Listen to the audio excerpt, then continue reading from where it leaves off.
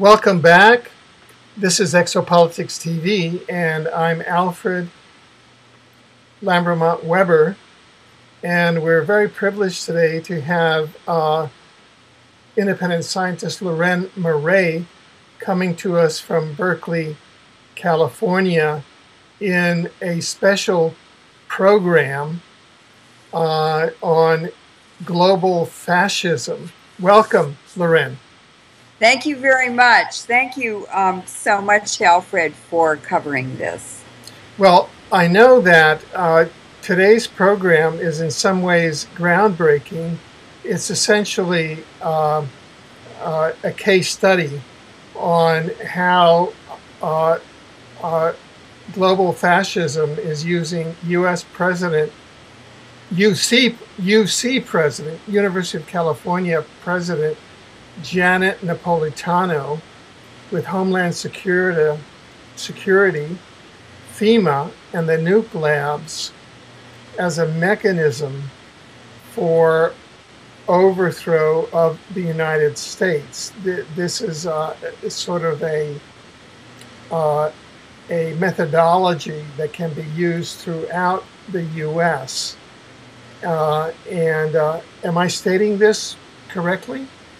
Actually, it's a template for the entire planet. And it's Janet Napolitano has already made contracts in 15 Commonwealth countries to provide Homeland Security and FEMA oversight. So I don't know if they're treaties or if they're agreements, but they are official. And what I'm going to be talking about today is what is coming to other countries who sign up for U.S. Homeland Security and FEMA. And I'd like to remind you and inform people that Homeland Security is based on the Phoenix program, which was a product of the Vietnam War in the U.S. military. And it was set up in Vietnam to defeat the Vietnam civilian support of the Viet Cong resistance. So it was underground torture chambers, it was FEMA and Homeland Security prison camps, it was murders, it was assassination teams, and that is what FEMA, the Federal Emergency Management Agency, and Homeland Security, that's what their agenda is really about. It's to control and eliminate any resistance in any country that it is invited to keep them out of interfering with this global fascist rollout. And so this is a template that they're now rolling out in the Berkeley, California Bay Area. First place in the United States, that's correct. Well, let's start with Janet Napolitano's background and her arrival at the University of California as its president in mid-October 2013. Well, it was announced in June of, or maybe late May of 2013, that Janet Napolitano, the top cop in the United States as head of Homeland Security, that she was now hired as the University of California president. That was very shocking, and there were objections all over all of the campuses, not only from students, but faculty also, who were upset about it and wondered what in the world she was being hired to run a university for and 2 nuclear weapons labs when she had been the head of Homeland Security and border issues and a lot of controversial things. She's never been popular anywhere at any time. And she was also governor of Arizona. So The University of California basically hired her without any, I don't think they even interviewed anyone else for the job. It was just like an overnight secret deal, and boom, she was in. So they never pay any attention to protests by the faculty and students anyway. So we're stuck with her. But now the full agenda is rolling out.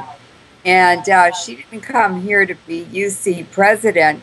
She came here to be the president of fascism and to spread it all over the world from the headquarters of the University of California and the U.S. nuclear weapons laboratories. Right.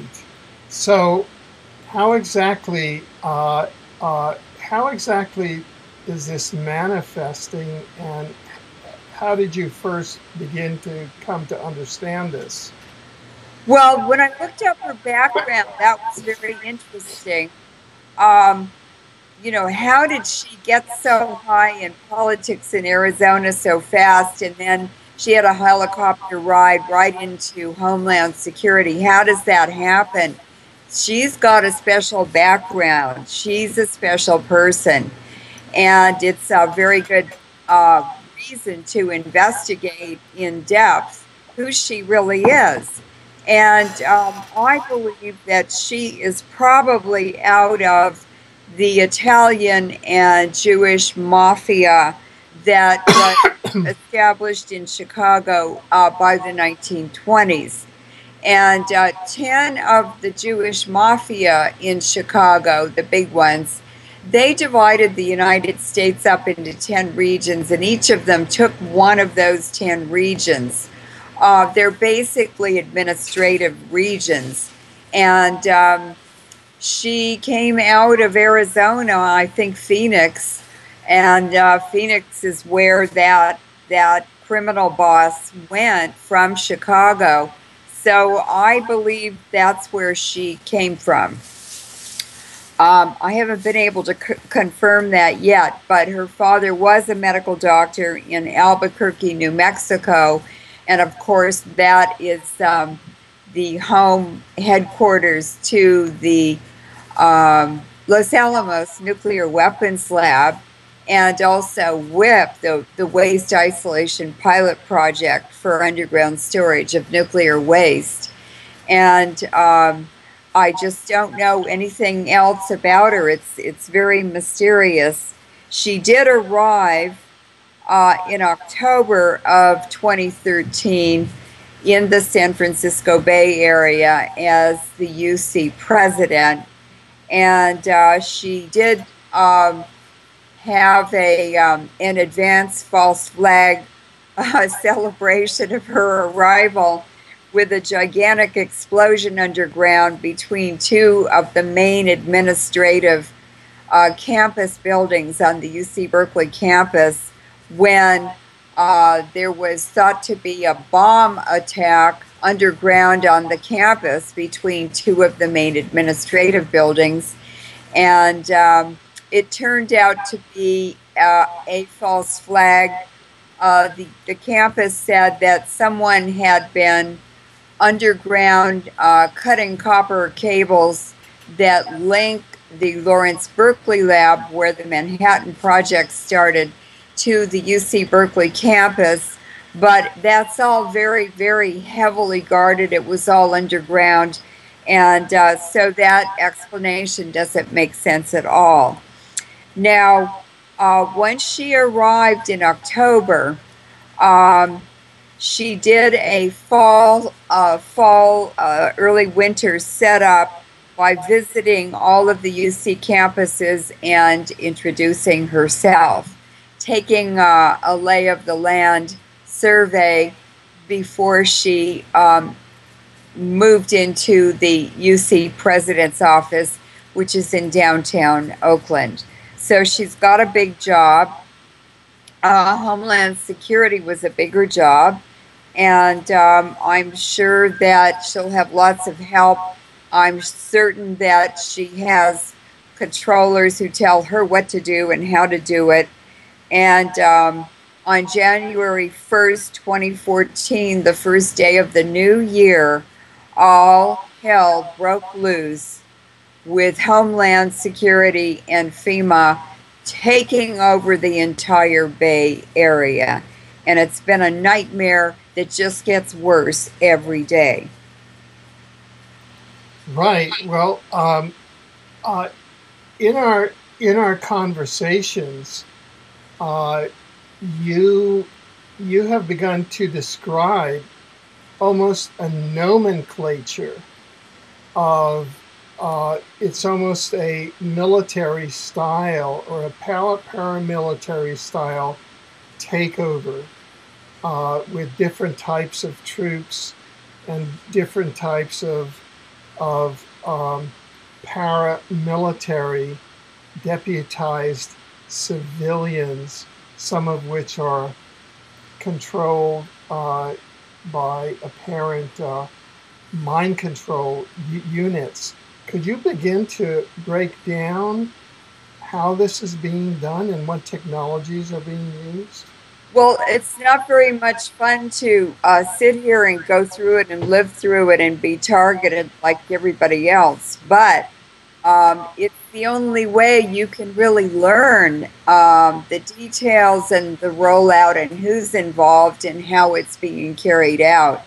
And because I'm a very targeted personality in this area because of my opposition to the nuclear weapons program and the University of California involvement, and I always have been. Um, I get more attention than most people, and so I learn more. And um, what happened on January 1st is, and in the following months, is that we saw a very heavy increase in chemtrail spraying. In other words, there were at least, and still today, in July of 2014, 6 months later, there are layers of chemtrail planes flying over the Bay Area and spraying in the morning and in the evening.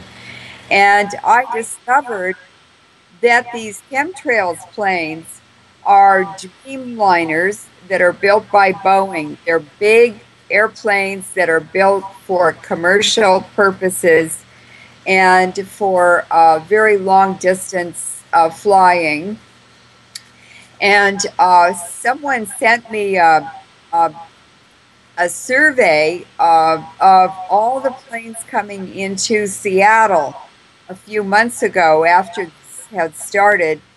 And each of the planes is designated the flight number, the airline, things like that, because it's a commercial real-time report that anyone can access on the internet. And I noticed that maybe 6 or 8 or 10 planes were coming in together at a time in sort of a stacked stream with no identification on them. There was no ID reported on these planes on this official site. And I said, well, maybe it has an origin for the flights. And sure enough, all of the planes coming in to the Seattle area to land at commercial and military airports had airport of origin or the deportation. I'm sorry, the origin of the flight, and the unmarked planes were from Edwards Air Force Base in Southern California, out in the desert. So these are Air Force sponsored planes doing the chemtrailing. At least the planes coming into Seattle, and they were coming in from the ocean, sort of from a southwest direction. So they had been spraying offshore, or they had flown offshore from where they had been spraying. And we're getting a lot of them spraying every day. And some of the very low altitude flights at about 1,000 feet, these are very strange because they have a chemtrail that they spray, and it completely disappears in 6 seconds. The whatever the carrier is, the solvent or whatever, it's highly volatile, and it evaporates completely with no trace of it in 6 seconds. And I know there are pathogens such as staph. I believe there are perhaps lice and fleas, eggs, and so forth. We're having flea epidemics now at the wrong time of the year. And if you go outside without a hat on, you end up with a staph ring along the hairline of staph pustules. And so I always wear gloves and completely cover up and wear a hat. And it makes all the roads shiny, whatever is in the chemtrails. I don't know if it's plastics or what is in it. It's a combination cocktail, and I'm sure they change it. But it's certainly making people sick. They're causing very cold weather and then very hot weather to fluctuate, and that damages and compromises immune systems and creates pathways and opportunities for whatever the pathogens and the chemicals and the radiation from Fukushima in the air already. These are all interacting and multiplying the effects of each other. So this seems like a targeted population. It certainly is. A targeted but depopulation. It is program. Eugenics. This is biowarfare. Yes, it is. And this is prohibited by international law. This is genocide. This is absolutely genocide. I heard some rumor that the U.S. Congress had passed a new law recently that chemtrails are legal no matter what's in them. So, I mean, Obama and Congress are operating outside of the Constitution. They're violating U.S. laws. They're eroding the Constitution. And I don't hear anyone speaking out or objecting to it. I don't even know what's going on in other parts of the U.S. So that basically, since January 1st, 2014, when Napolitano took over as UC president, they have made Berkeley, and by extension, the Bay Area, a gas chamber.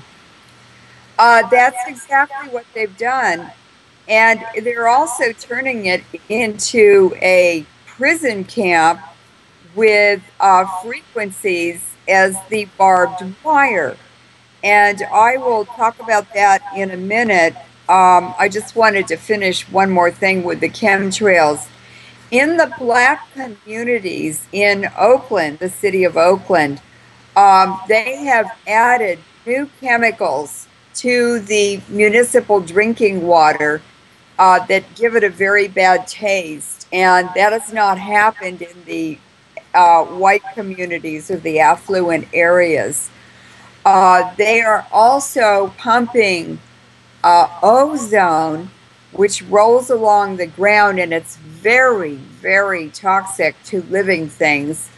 They're pumping that out into the poor Black communities in East Oakland around the Oracle Sports Stadium where the 49ers play, and the Oakland A's, I'm sorry.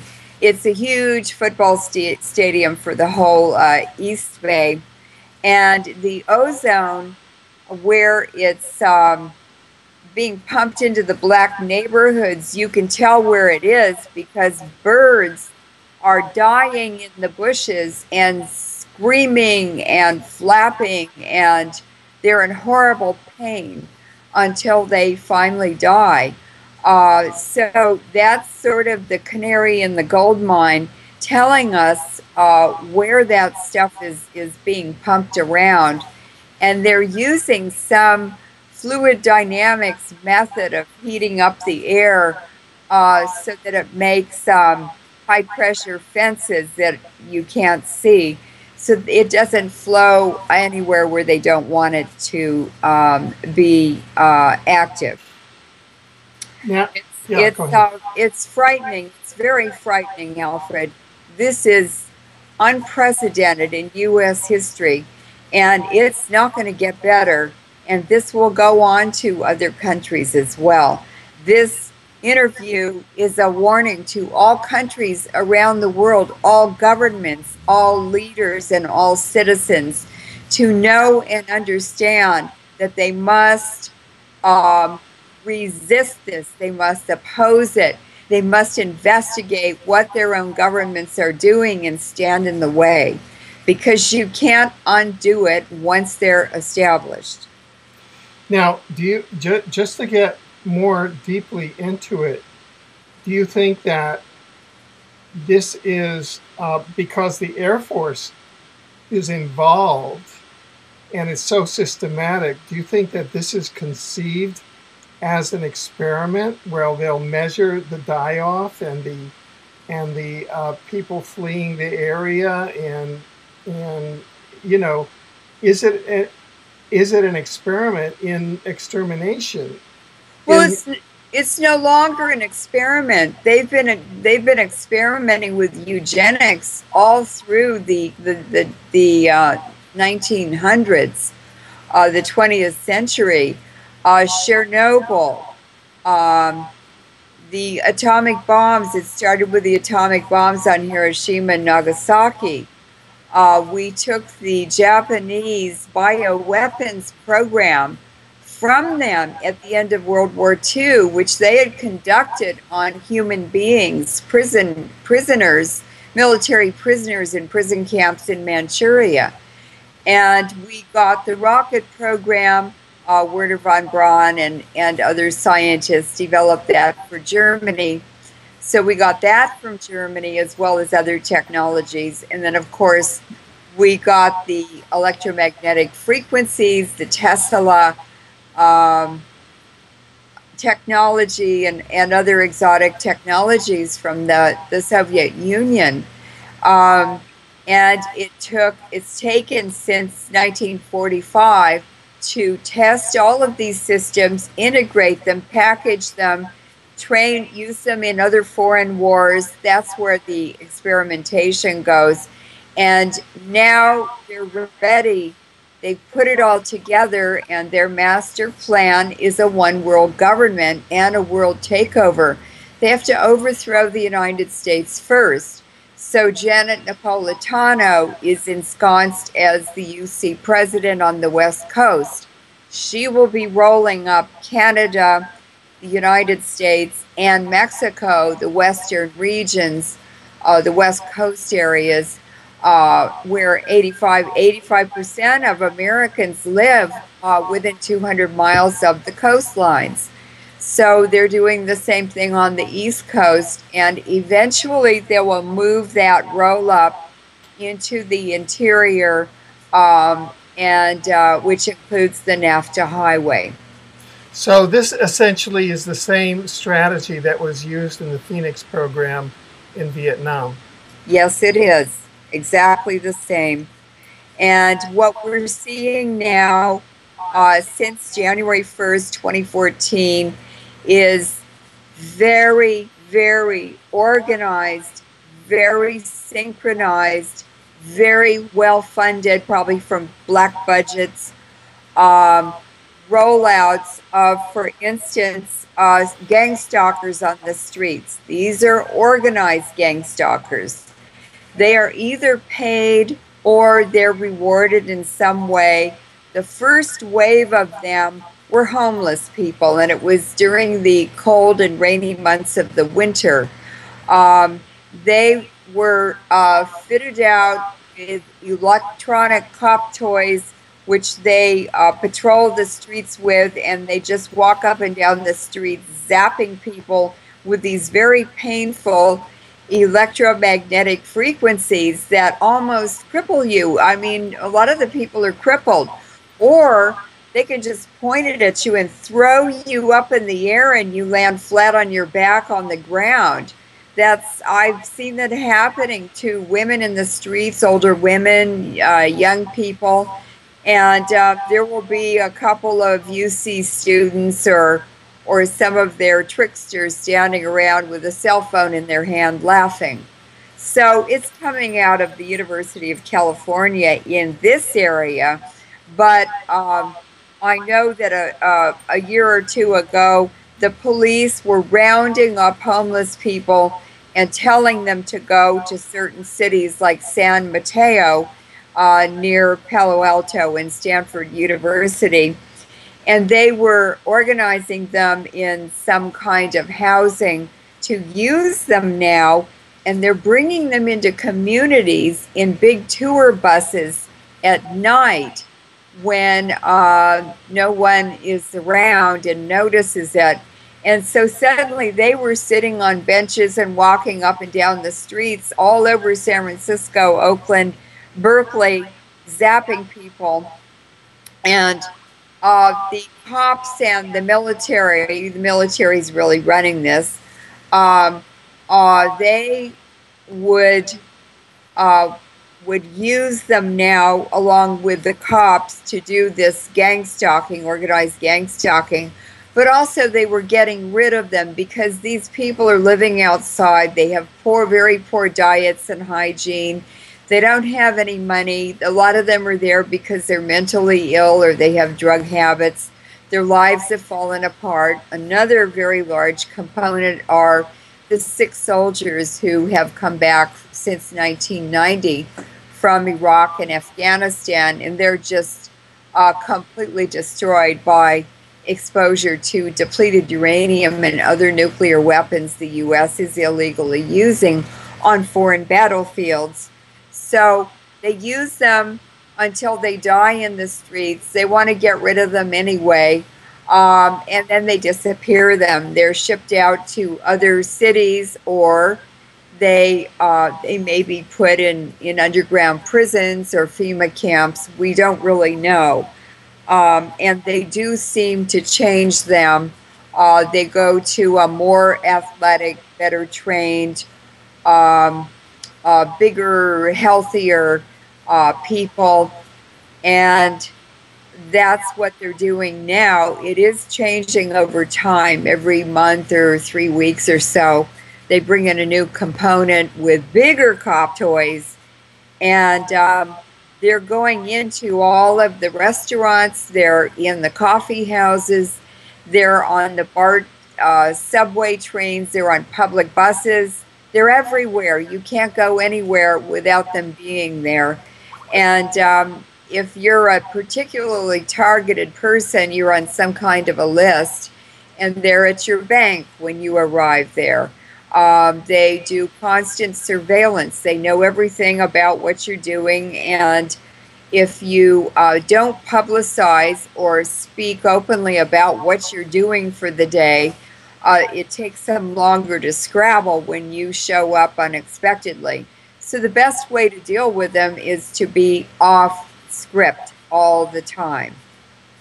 So these are sort of the equivalent of the brown shirts during the Nazi buildup in the 30s. Is that sort of a rough equivalent? That's correct. That is absolutely correct. Now, the people with the cop toys are even in a hierarchy. You will see, for instance, a friend of mine was on a public bus in Berkeley a couple months ago, and there were only 4 or 5 people on the bus. The bus drivers are not happy about this, but there's not very much they can do. They don't like it. On the subway trains, the BART trains, the BART employees seem to be, some of them, part of it. Not so on the buses yet. But this friend of mine was sitting there, and he was getting hit with a cop toy, and there were only 4 or 5 people there, young people and couples. And then there was one old black woman, and she was sitting there with her purse on her knees, and it was pointed straight at my friend.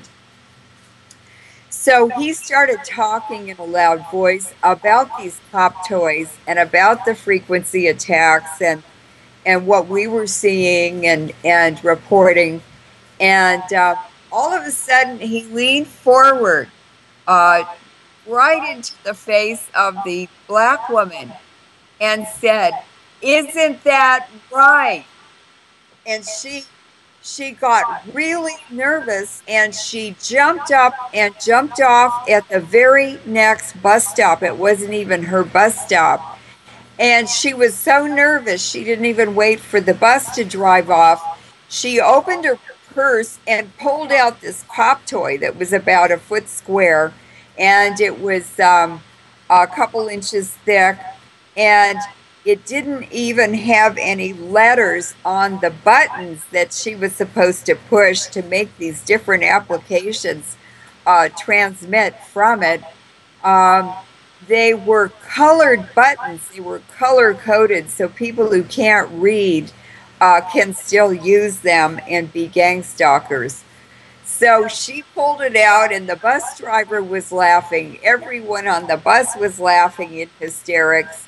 And she didn't even look up at the people on the bus. And as she was madly trying to push all the buttons to turn it off, a cop car drove by. Yeah. So, how is it that this weaponry and this network of weaponry got infiltrated into this network of gang stalkers? How did that come about? Was that in the Bush Sr., in the Reagan, in the Clinton administration, in all of these?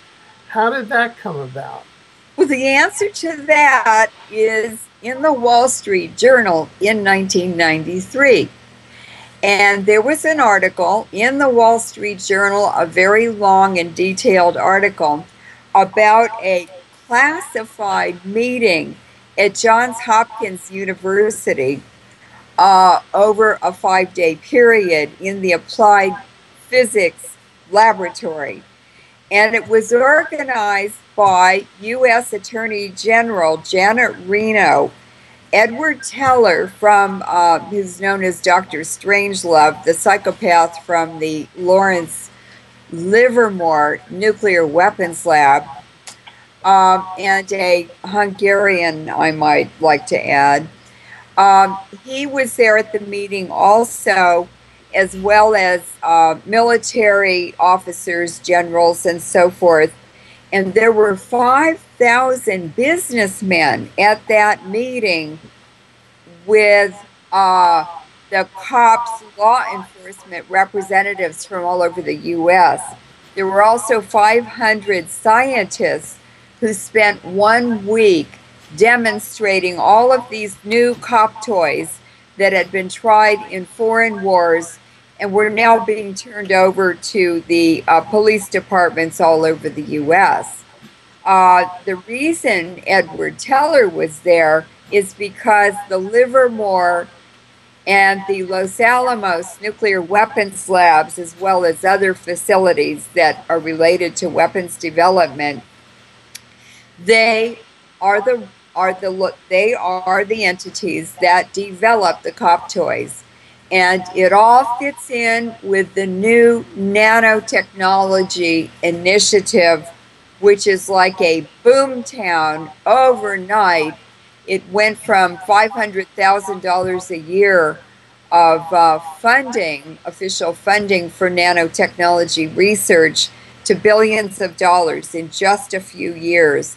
And the nanotechnology is an integral part, a very, very important component, I learned, of this whole Homeland Security, FEMA, cop toy takeover of the United States and other countries. It is fascist in conception, it is fascist in application, and it is fascist in implementation. This is a military operation. It is not a civilian operation. This is a military overthrow of the United States, and the University of California and other universities are one of the most important collaborators in this overthrow. How would you define then, quote, overthrow of the United States? Because this is a very new type of infiltration and subversion by this police and technology infrastructure. So how would you define overthrow? Well, an overthrow is when a country is infiltrated. It can be by foreigners. It can be invaded by foreign militaries, or it can be overthrown from within. And we have the shadow of Skull and Bones over the United States. 85% of the key positions in the U.S. government are held by Skull and Bones men. And being a Yale graduate yourself, you're familiar with the reputation and the agenda of Skull and Bones. It is a secret society with ties to the top echelons of global world power, and that world power is centered in Vienna, in Prussia. Vienna is the old capital of Prussia, and it's the Vienna School of Arts and Sciences, the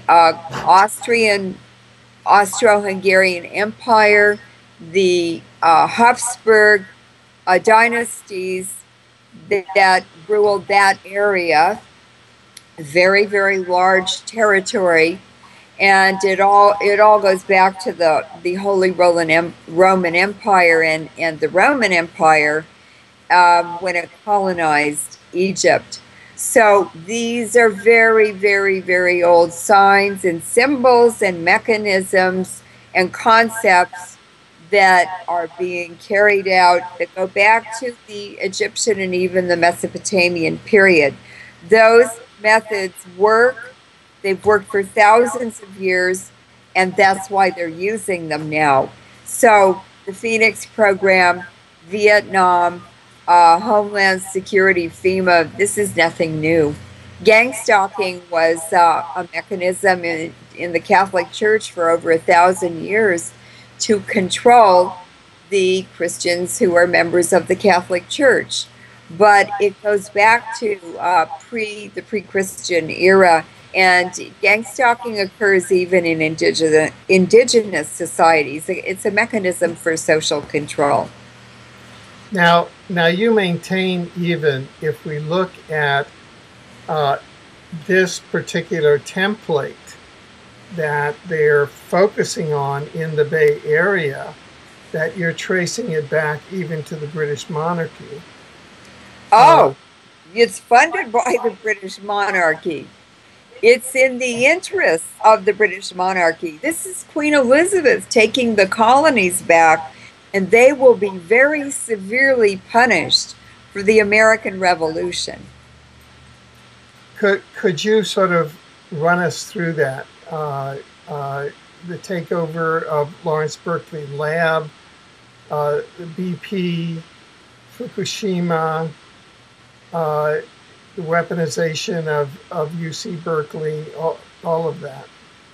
Yes. The University of California has had the exclusive contract that has never been offered to anyone else until a couple years ago, since World War II, to manage the U.S. nuclear weapons laboratories. Now, it's a unique situation to have a university holding the weapon of mass destruction contract for a government with a huge military like the United States. So you have to ask, how did that come about? And it occurred in World War II when the U.S. wanted to create nuclear weapons. it turns out that the U.S. nuclear weapons program, the British, the German, the American, and the Japanese nuclear weapons programs all came from one template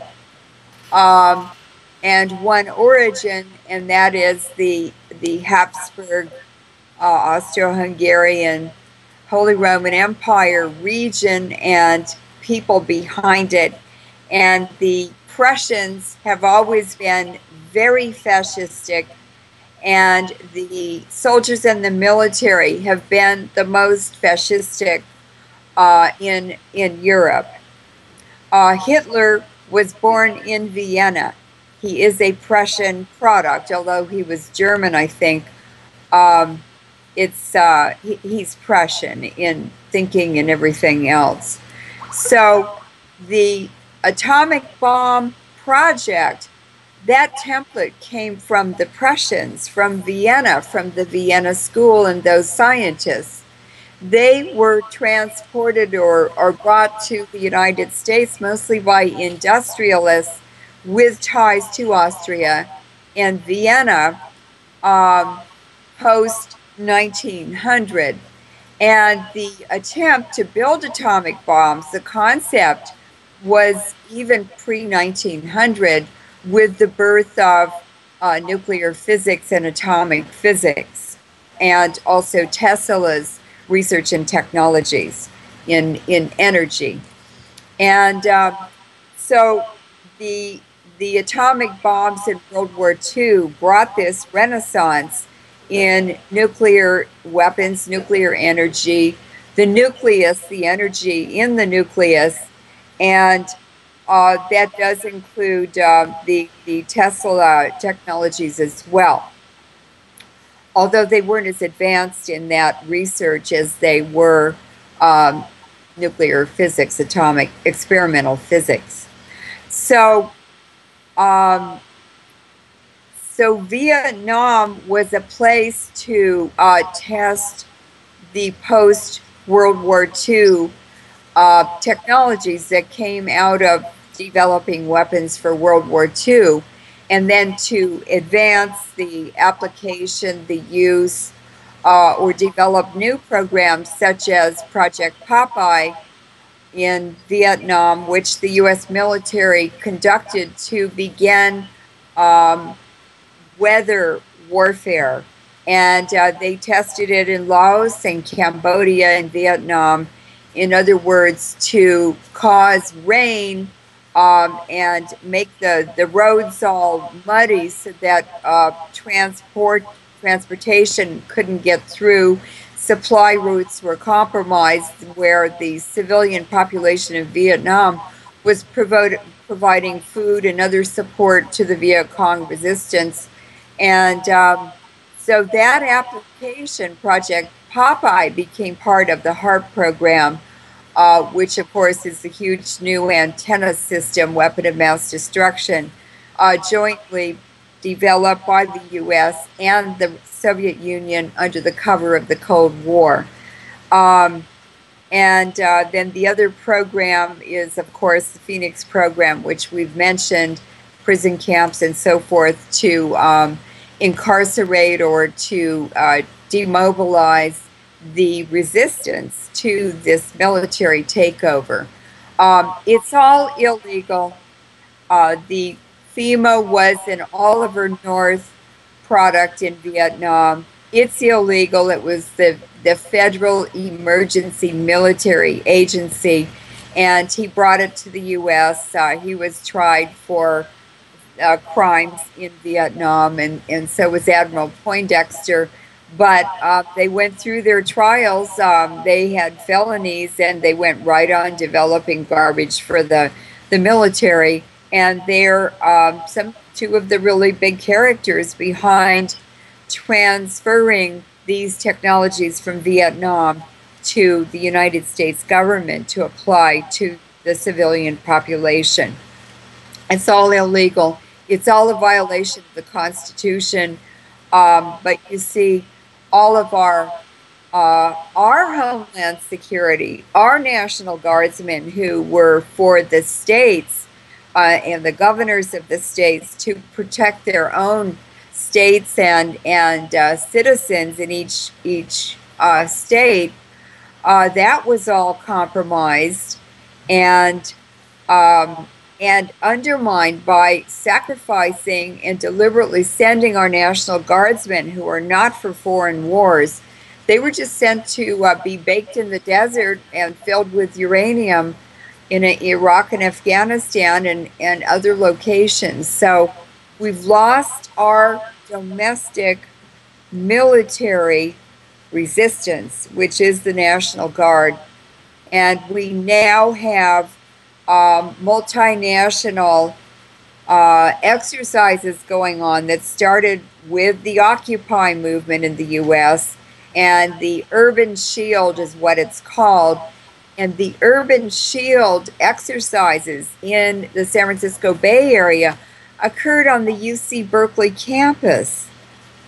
Is that crazy, or is that crazy? It started 2 years ago, and we had the Israeli Defense Forces here on the Berkeley campus in full military uniform with weapons.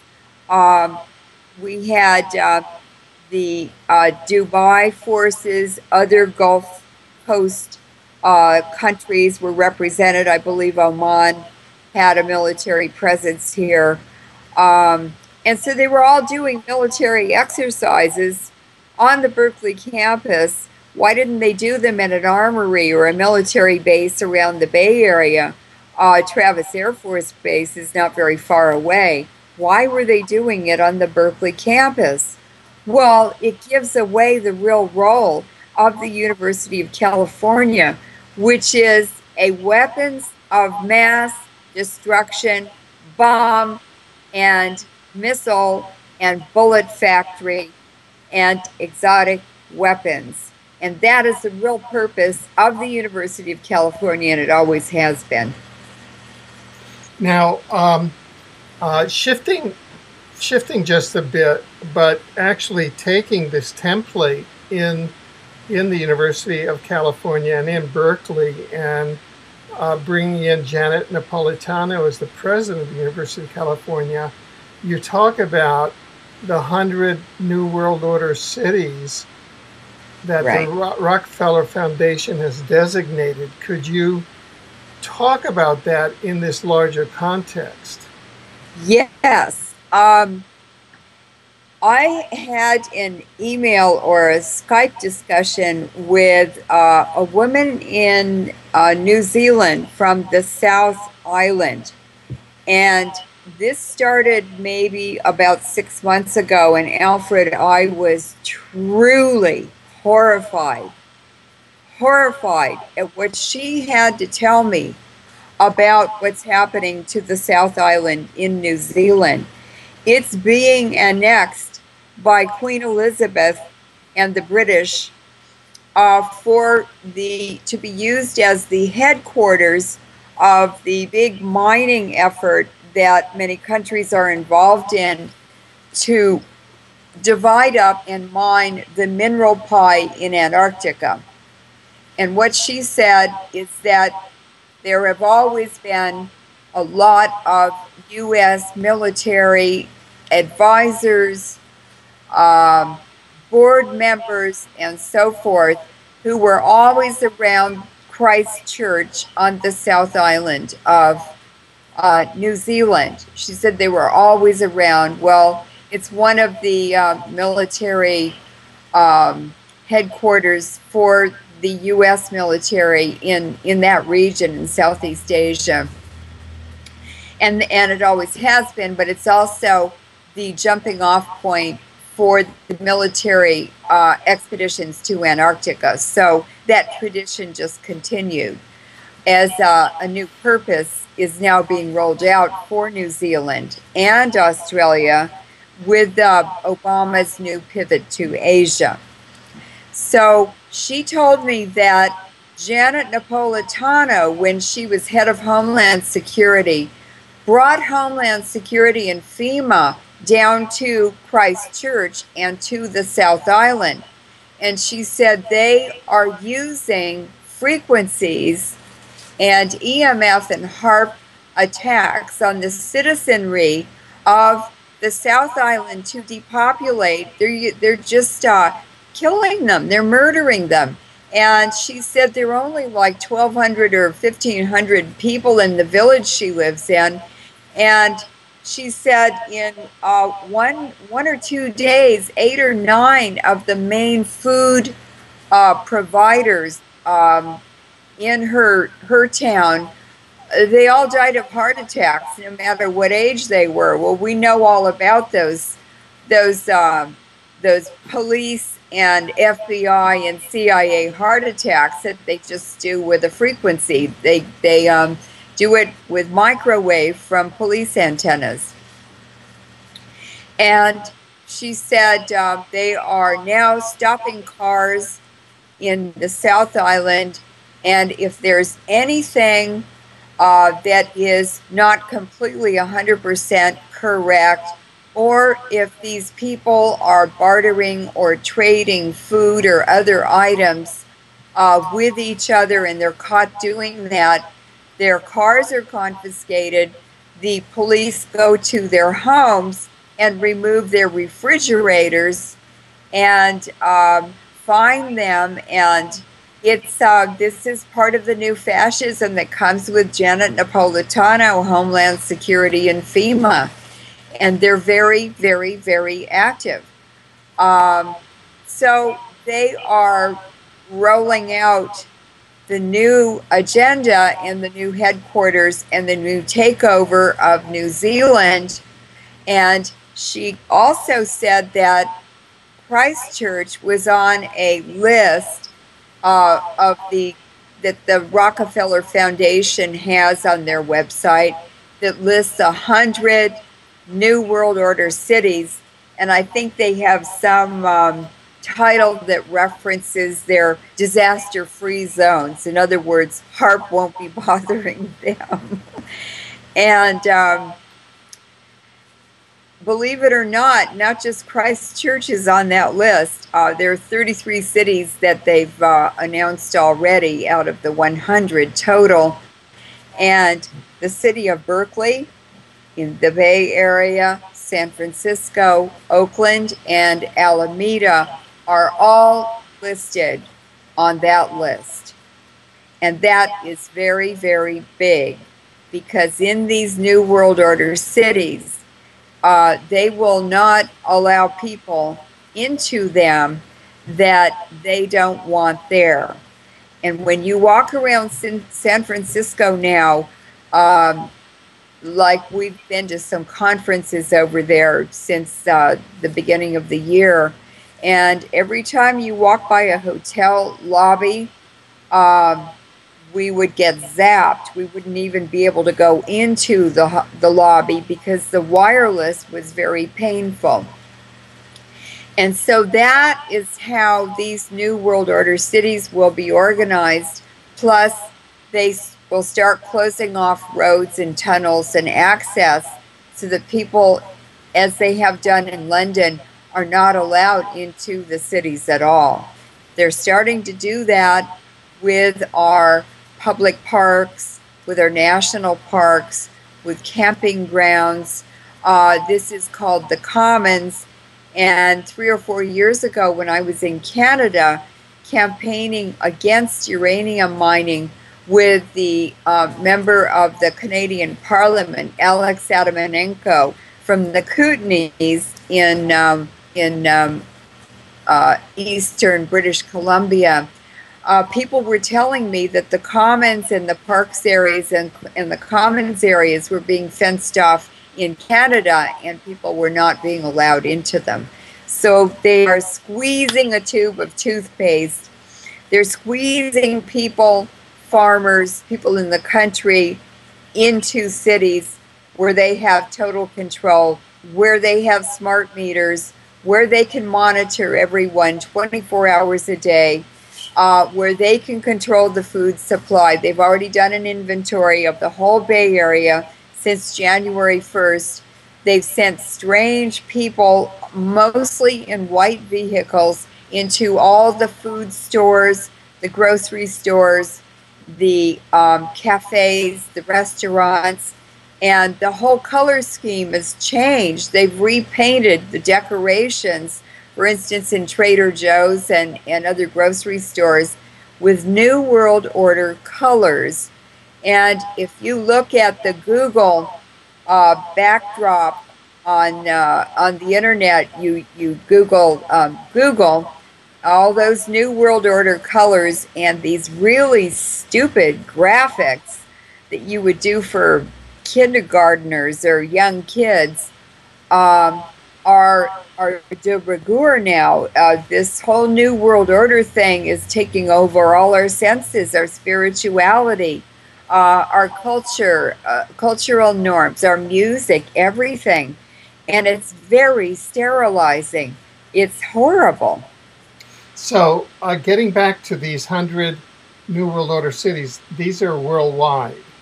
These are worldwide. Yes, they are. On all the continents. Yeah. And would you say that what characterizes these cities is that they're generally known as progressive cities that are being taken over, or what? No, they're not progressive at all. They're like Singapore. Oh. They're tearing down the old buildings. They're building new structures that are New World Order cities.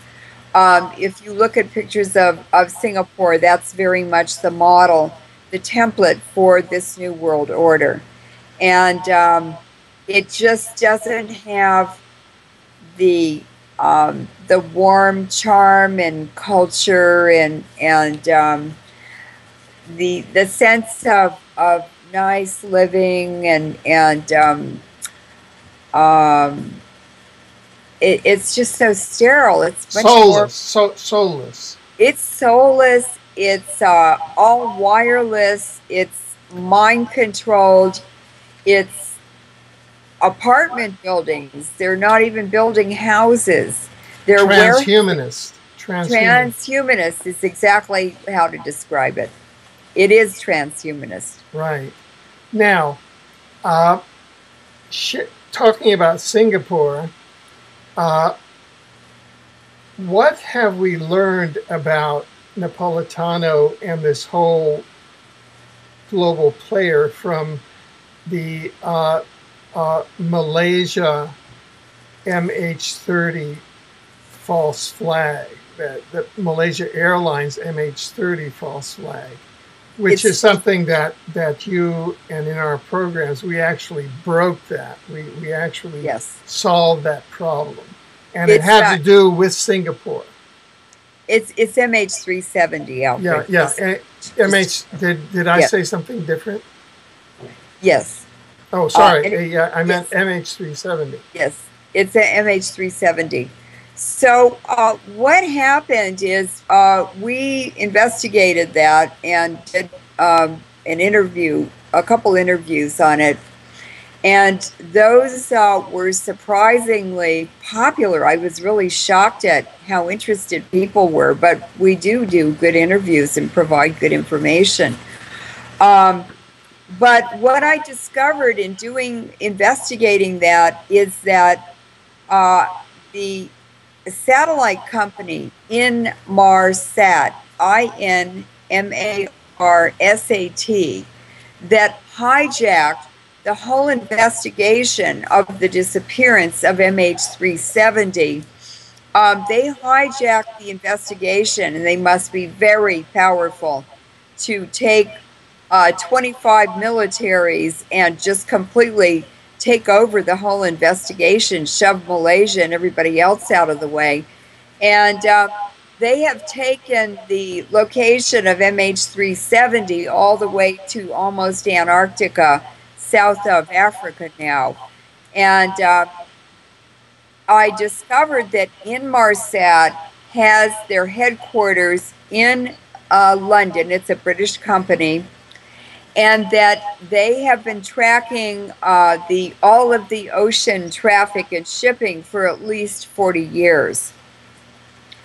They wanted to open up a new tracking industry of commercial planes, And so the disappearance of MH370 facilitates the public support for better trafficking of commercial planes. There are like 9,300 flights a day that land at hundreds of airports around the world. Those are major flights. And if they got $7 for each of those flights, that's a much bigger revenue than the shipping traffic. If you compare how fast ships move compared to how fast planes move.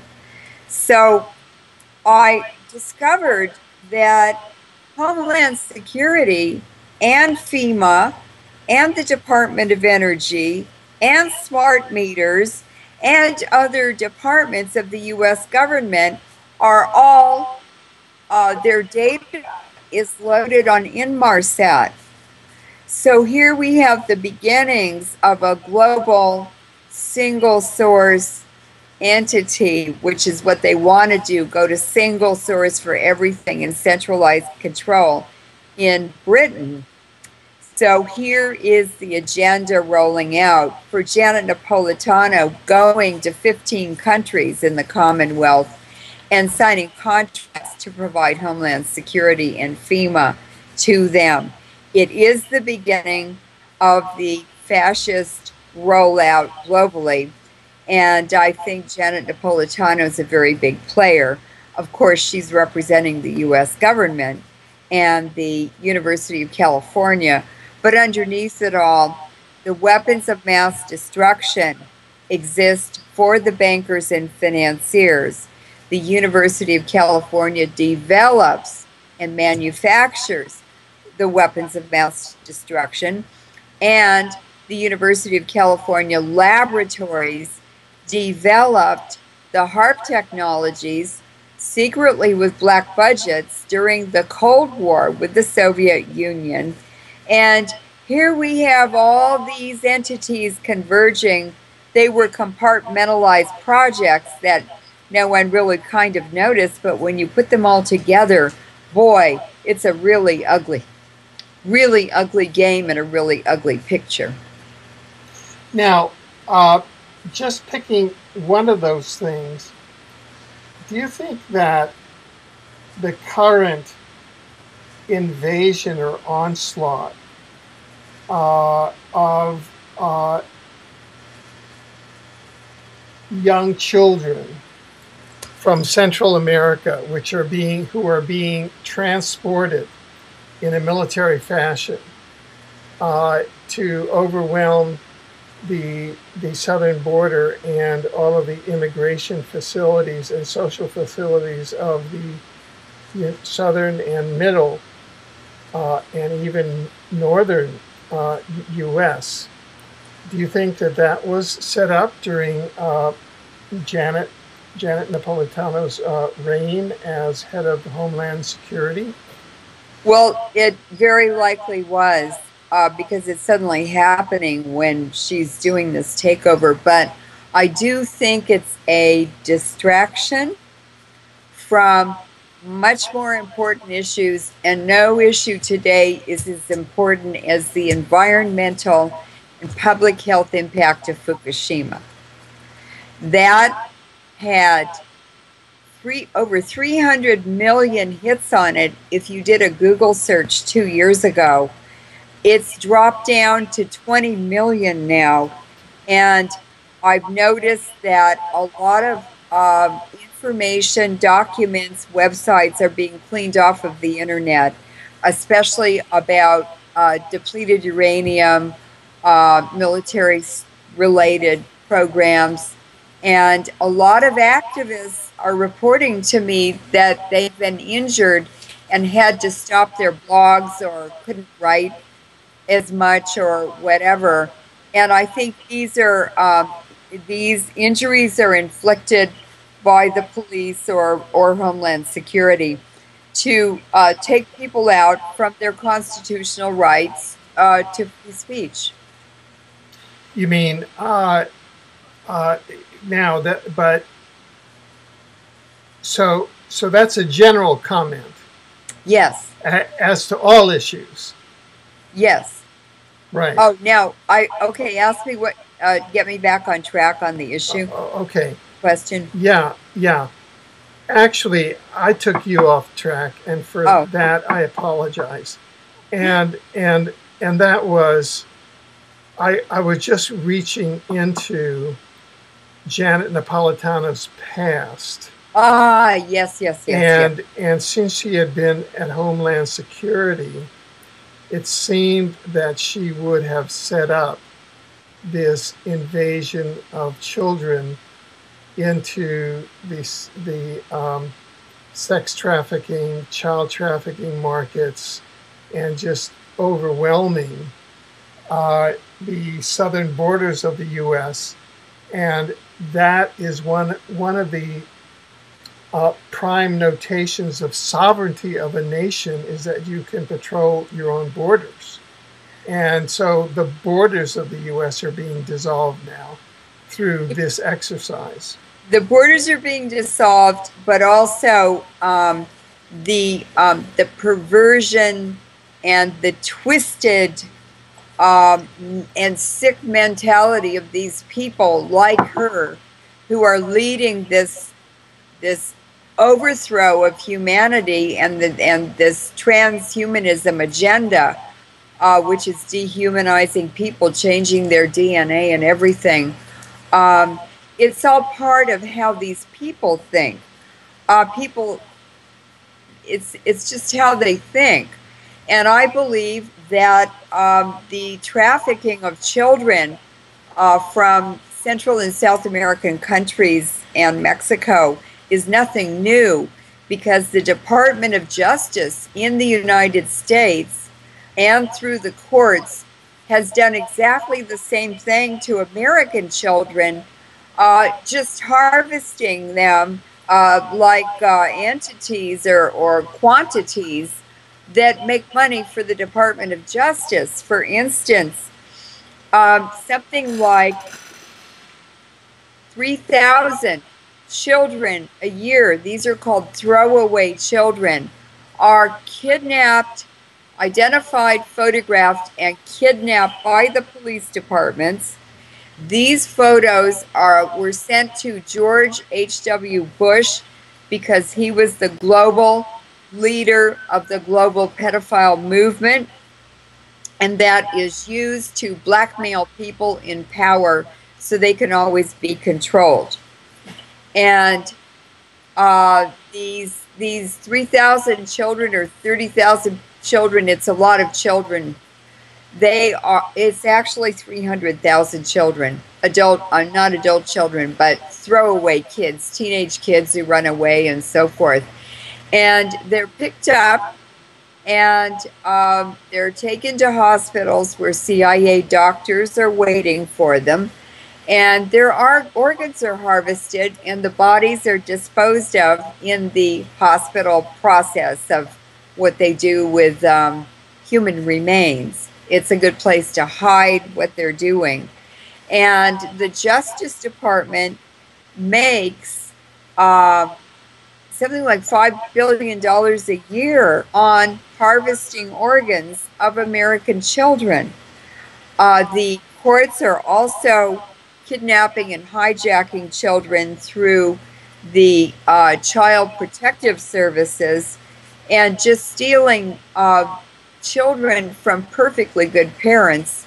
In fact, the people, the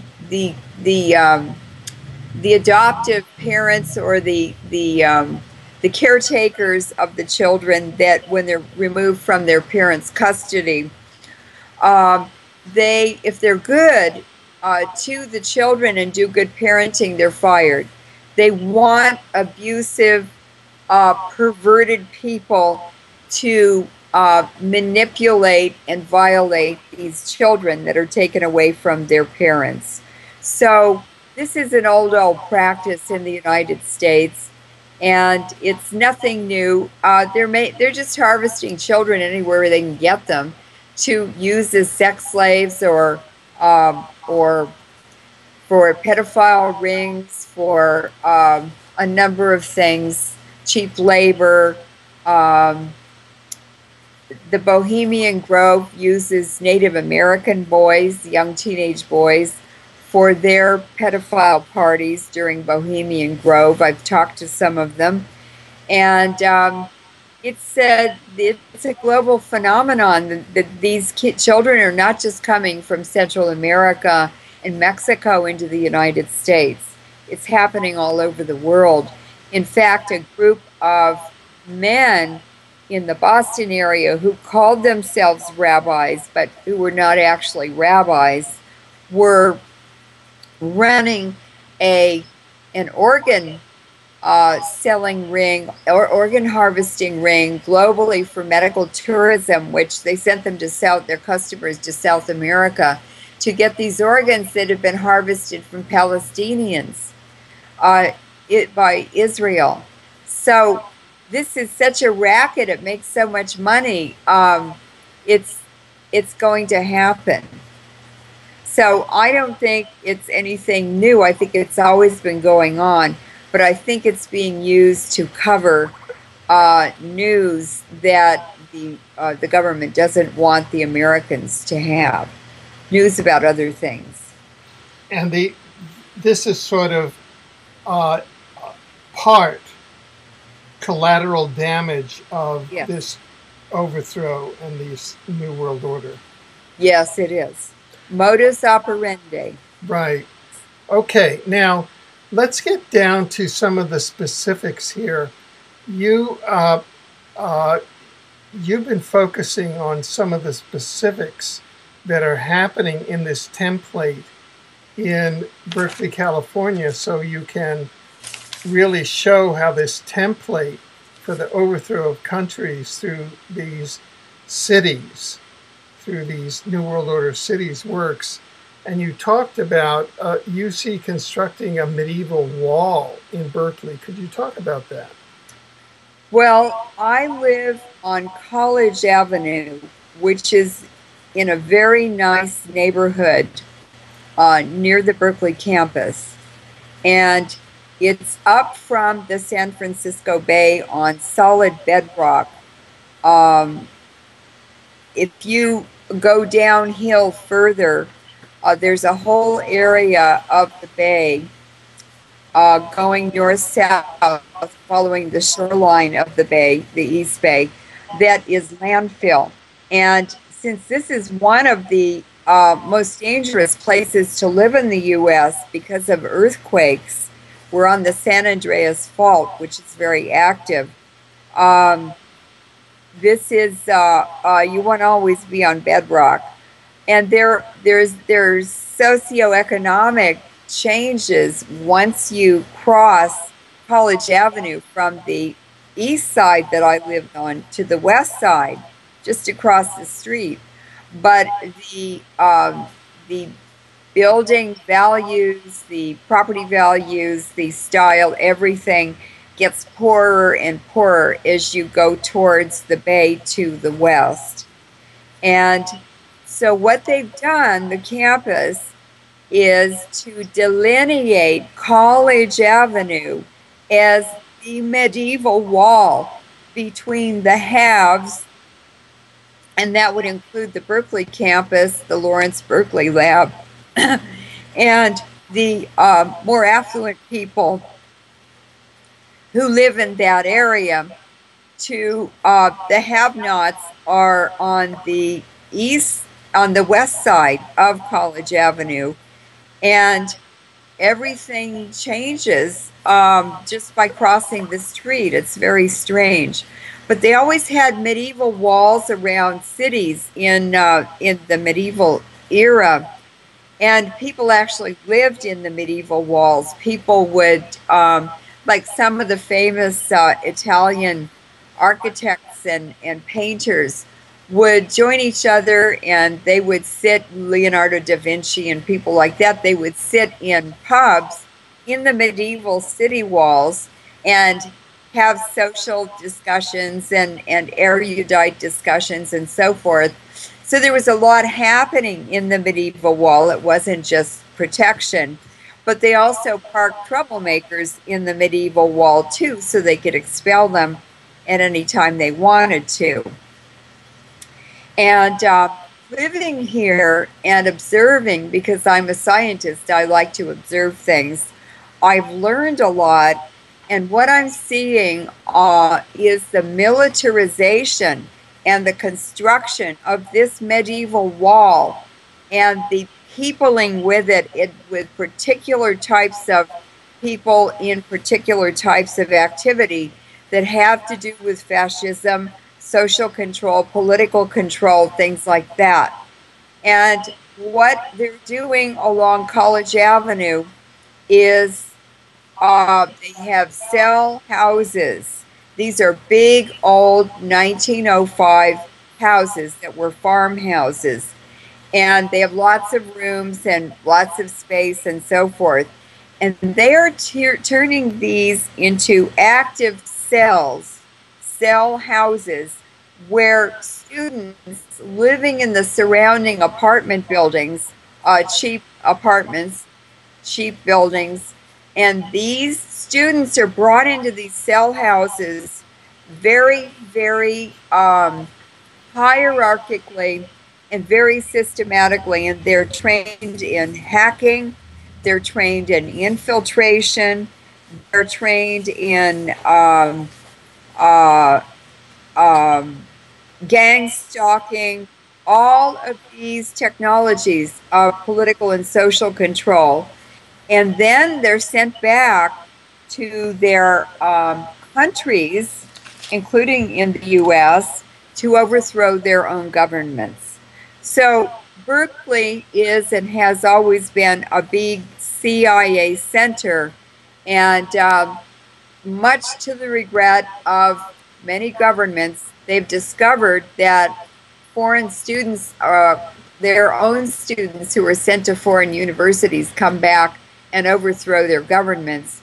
And the US is one of the biggest training grounds. It's not just the University of California that does this, but it's a very intense one. It's one of the big ones because they have the nuclear weapons labs where they're developing all the technologies. So they use the students and the campuses to do the beta tests on the new technologies of political control that are developed by the nuclear weapons laboratories. And there is a hierarchy. Antennas are a very big part of this training, and the Android cell phones are the particular cell phone of preference that was actually designed just for this kind of activity, with applications that can be used to soften up the public, the civilian population, target them with, and to further facilitate the overthrow of the United States. Now, the androids also represent or reflect the transhumanism movement, which is also pumped out of those classrooms at UC Berkeley and other universities. And the androids refer to humans that are both male and female. Their sexuality is splintered. That's android. Android Oh, is what an is- interface with intelligent machinery. Oh, I'm sorry. Android means interface with intelligent machinery. So that confirms that these people who are being trained in the gang stalking and other technologies, they themselves are androgynous, and the amount of nuclear pollution that has been introduced into the atmosphere since 1945, since Hiroshima and Nagasaki, most of it is depleted uranium. And it is a hormone and estrogen disruptor. So it is changing the sexuality, the sexual expression, and the fertility of all the young people around the world and that were exposed in utero or even after birth to this global nuclear pollution. And it is feminizing the males and masculinating. It's the masculinization of females. And I have talked to professors, one in particular who was studying the sexuality of Southeast Asia. He said, I never could figure out why the young men are so feminine now in Southeast Asia. And I said, well, I went to 2 war crimes tribunals in Malaysia, and people came up to me after my talk and asked me if intersex, where male and female reproductive cells are now found in animal life and in humans, that would be a hermaphrodite person. Why is that an epidemic globally now, and especially in Southeast Asia? Well, it's happening because of the war weapons that have been chosen and used and promoted, and have this global effect of global nuclear pollution. So these androids and their applications that are being used by groups of students and groups of young people who feel themselves splintered from and different from the normal citizenry, it's all part of the dehumanization and the transhumanistic movement. That cues into as well. We were talking off camera about the whole issue of child trafficking, child sexual abuse, child ritual abuse, the tremendous amount of the connection between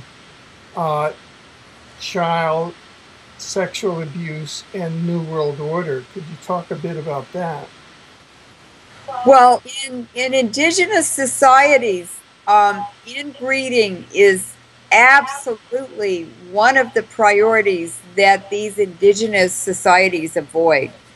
And you may have heard the expression 7 generations. In the Native American communities, whatever decisions they make, whatever actions they take as a tribe, they are supposed to consider how that will affect the next 7 generations before they act on it. And if it's going to have a negative effect, they won't do it. It's morally prohibited it's a taboo. That comes out of the Mongolian traditions, which are Central Asian, where they had very strict taboos, and you had to memorize all 7 generations on all sides of your family and know every person in the last 7 generations of your family. And that would be so that you were sure not to intermarry or breed with any of those people in the last 7 generations of your family. That's a lot of people.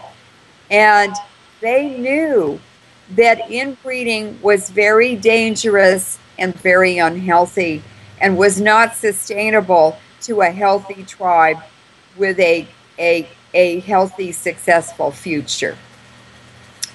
Now, that has been completely violated now in Western society.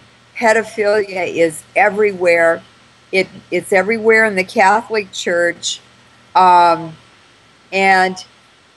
I'm not really sure where it came from, but I know that the Habsburg dynasties, royal dynasties, rather than waging war on the battlefield to get land and mineral resources, they waged war in the bed, is what they said. And by intermarriages, strategic intermarriages, they acquired whole countries and princedoms and fiefdoms. And so in order to keep that big empire together, they made a practice of inbreeding to the point that every bloodline, every dynasty extinguished itself within 200 years from the ill effects of too much inbreeding. And for instance, Charles II, who was the king of he was a Habsburg king of Spain. He was the product of an uncle who married his niece, but there had been many generations of inbreeding before that. And poor Charles was so defective and deformed from mutated DNA that he could not reproduce. His tongue was so large in his mouth that he drooled all the time and he could hardly talk. He wasn't able to walk until he was 8 years old. And what has happened is not only the Habsburg dynasties did that, but the Houdan Jews, or the high Jews, the court Jews who advised them, like the Rothschilds, have also taken up that practice of inbreeding to keep the money and the property in the family, instead of dividing it up when marriages occur and the children divided up or whatever. So if everybody in the family is related to each other, that wealth is available in one way or another to the whole family, the extended family. And that's how they've done it. But I was looking at the Habsburg portraits of all these defective, deformed, mentally ill people, and some of them were insane. And I just suddenly clicked on me the strange heads and odd shapes and everything, elongated. I looked at Jacob Rothschild, and he's the product, obviously, of too much inbreeding. And it's these people who have had too much inbreeding in order to acquire wealth and then to hold on to it. They're the ones running the world today.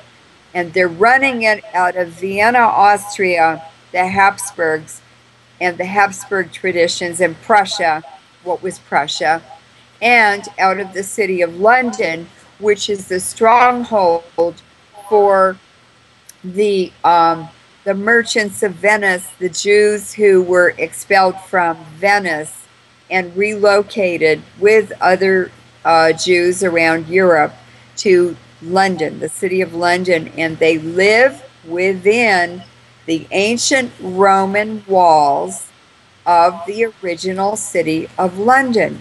That is the economic center of the world. But the Rothschilds, who control that, actually work for the Habsburg network, which is the top level.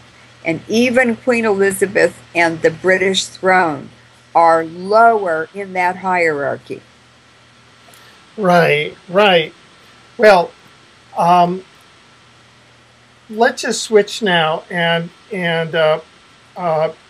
maybe since we're coming to the end of this segment, go to this question. And I know that we've covered him on a number of false flags earlier, and we know that he's indeed a very devious person, and I'm referring to U.S. President Barack Obama, who's gone under other names such as Barry Soetoro.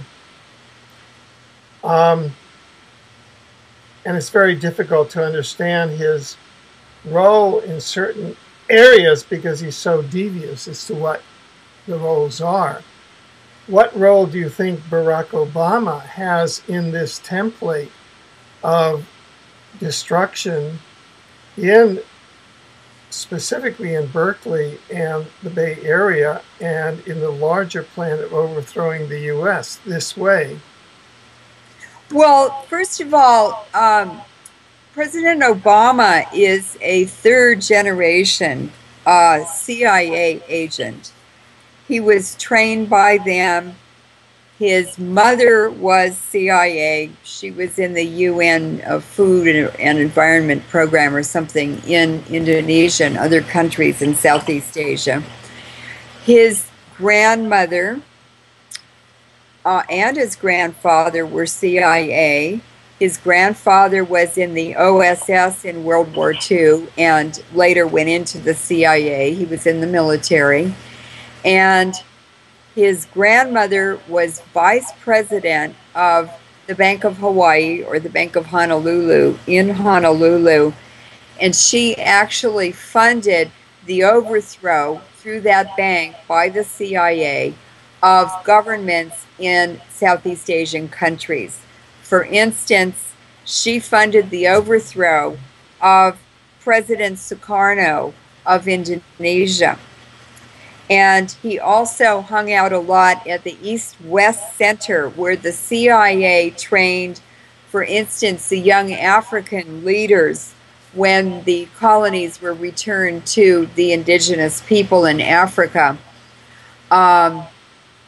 The indigenous leaders, the young people who would be the new leaders of their own countries, were sent to the East-West Center to be trained by the CIA to go back and overthrow legitimately elected leaders so that the CIA and other powers could put in whoever they wanted to, so it would be easier to steal the mineral resources of African countries in their new independence.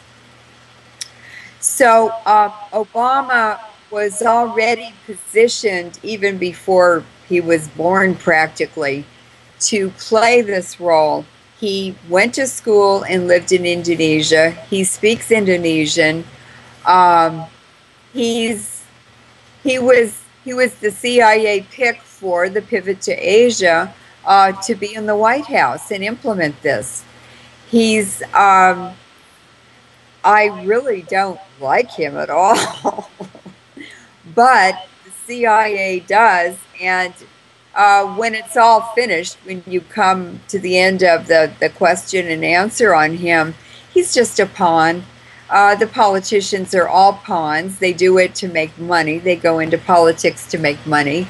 He doesn't really care about us. Politicians don't care about the people. They care about making lots of money, and they care about power, and they care about doing just enough to get donations to get reelected. So Obama is the man for the job, and this job is the pivot to Southeast Asia, and he's doing exactly what they want him to do, because he has no independent thoughts of his own, that's for sure, and the Rockefellers put him into the White House anyway. Right. Okay, well, we always ask you at the end of these these programs, how how can we as individual citizens, how should we react to this news, and how can we move forward now that we know that we have this this machine that is coming in with this new lethal technology and organization and dehumanizing. What are your thoughts on that? I think that right conduct, always doing the right thing, no matter what, no matter how tempted you are to save money and do something else or make a different choice, life choice or lifestyle or whatever. What matters in times of chaos is that you do right conduct to get you and your family and your children and your friends through it. It is introduce chaos to do land grabs and to take things away from us. Our accumulated wealth, the fruit of our labor our entire lives, is what they're stealing from every generation, and they do it with wars and false flags and all kinds of things. but it's a gigantic hijacking and theft of humanity's hard-earned money. And I'm just don't think it's. I'm not going to give all of mine to them because they want it. That belongs to me, to my future, to my family's future, and so forth. So we need to, first of all, be educated on what's happening. We need to be aware of the history. How was this played out in history? There's nothing to be afraid of, Alfred. This has always been happening, and it's always by the same people. And the templates are always the same. It's coming out of one place. And they keep doing it, rolling it over and over and over again to steal. We know what they want. They want to steal the product of our energy, the output over our lifetime. So awareness and education about it is the most important first step. Secondly, we have to be realistic about expectations. Living in America was a free ride since World War II. And the Rockefellers said, just sit back and leave the driving to us. And we did that. People trusted them. And look at the mess we're in now. We're being flushed down the toilet with post haste, with very few choices and almost nowhere to go to escape from it. So we need to build networks. We need to build family. We need to build extended family and extended networks. And there is a whole teeming world of humanity out there. There's lots to do. There's lots to discover. And there are lots of answers. But we have to come together and share our information and share our resources and share our ideas and solve this issue together. The group of people doing this is such a tiny handful compared to the corpus of humanity, the extension of humanity on every continent. I mean, we can't stop them. I don't believe that. But it's our spirituality that guides us to do the right thing. It energizes us to continue trying no matter what. It gets us through hell and out of the door into the sunshine eventually if you can persevere. But these are very major changes. These are very powerful and very dangerous technologies. But, you know, we can still do it because we have to. It's our choice. And that's why I think you and I are both doing these interviews and putting this information out. It's to let people know where the information is. They may not be ready for it now. That's not our business. Our business is to put it out there, lay it on the table, throw it around the world like confetti and just let it come down like snowflakes. And people pick it up and they actually figure out better ways to use it and to do with it than we could ever dream of telling them. Our situation is not their situation locally, but the global situation is global, and it is the same now because nothing we do today does not affect all other living things on this planet. Right. Now, you've built a central website where a lot of your information is accessible. Could you share that with us? Yes, the website is lorenmoray.info. And there are recommendations under the different buttons you can push for web pages to explore. Currents has my latest interviews and articles, and this interview will be posted there. Lifestyle has recommendations on how to choose a water filtration system. That's the most important thing today that people can do, is to have a reverse osmosis water filtration system to remove chemicals and radiation from their drinking water. It's really easy to put in your own kitchen. It also recommends what foods are good to eat to counteract the effects of radiation that we're inhaling, we're drinking, we're ingesting. It's in our food, it's in our bodies. But there are ways to keep your immune system boosted and to mitigate the environmental and public health effects of ionizing radiation and what it does from internal radiation exposure. Thank you. Well, we want to thank you for all of the insightful observation and courageous hard work that you've expended to put together today's program, and for the time that you've taken for it.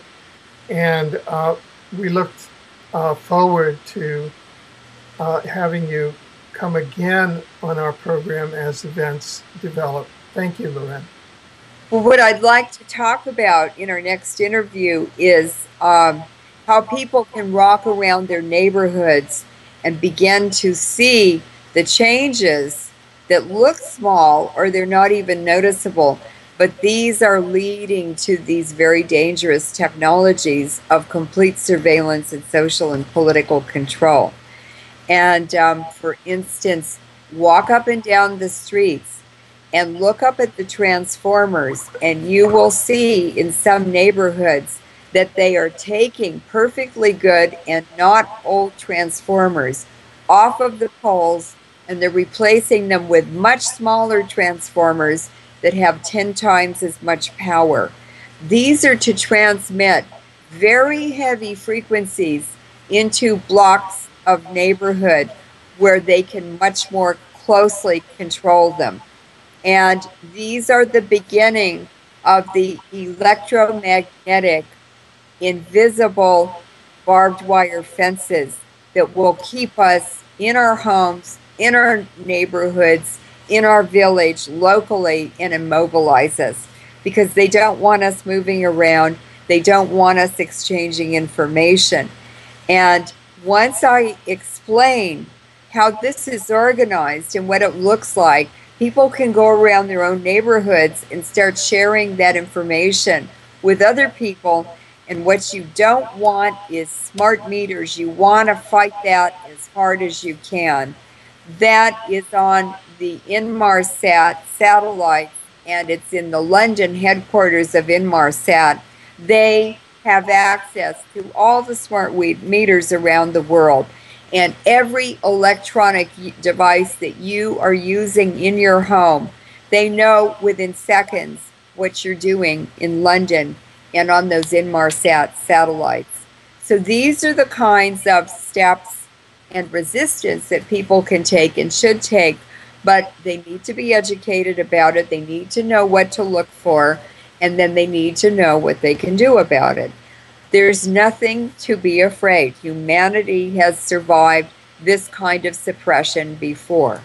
And I like what President Putin of Russia said, a very, very sophisticated KGB agent, by the way, and a man who knows a lot and has a lot of wisdom and very measured in his diplomacy and his approach today. And he said, this will never work. They're going to try to do it. They're going to hurt a lot of people, but he said it will never work. And someone who's running the former Soviet Union, I think he knows what he's talking about.